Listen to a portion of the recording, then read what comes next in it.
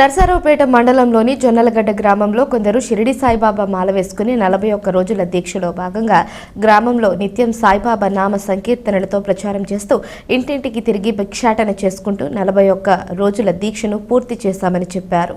జొన్నలగడ్డ షిరిడి సాయిబాబా ఆలయ ప్రాంగణంలో శుక్రవారం 4000 మందికి అన్నదానం చేశారు.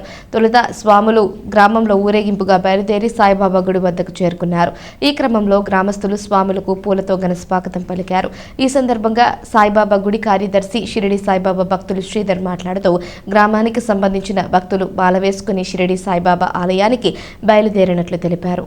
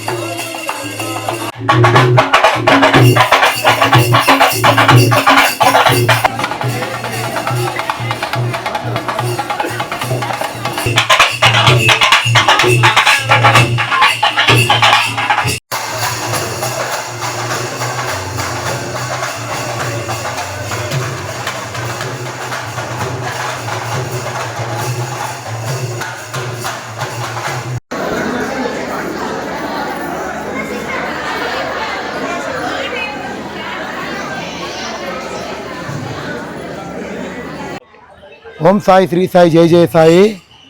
మన జొన్నలగడ్డ గ్రామంలో వేంచేసిన శ్రీ షిరిడి సాయినాథుని ఆలయం దగ్గర ఇది 2వ సంవత్సరం.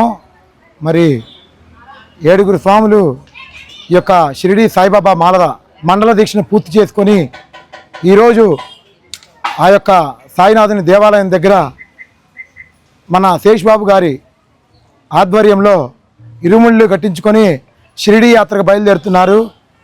మరి యొక్క 40 రోజులు రోజుకి 11 ఇళ్ళు చొప్పున ఈ యొక్క 7 స్వాములు భిక్షాటన కార్యక్రమం చేశారు. మరి ప్రతిరోజు రోజుకి గ్రామ ప్రజలందరూ ఓం సాయి శ్రీ సాయి జై జయ సాయి అనే నామంతో ఈ యొక్క 7 స్వామిలు వెనకాల నడిచారు. అదేవిధంగా గ్రామ ప్రజలు ఎంతో ఈ యొక్క భిక్షాటన కార్యక్రమం సహకరించారు. కావున ఈ యొక్క గ్రామాన్ని ఆ యొక్క షిరిడి సాయినాథుడు ఎల్లవెల్లా కాపాడాలని ఆ యొక్క స్వామిని మనసారా ప్రార్థించుకుంటూ సెలవు తీసుకున్నాను. సాయినాథ్ మహారాజ్ కి.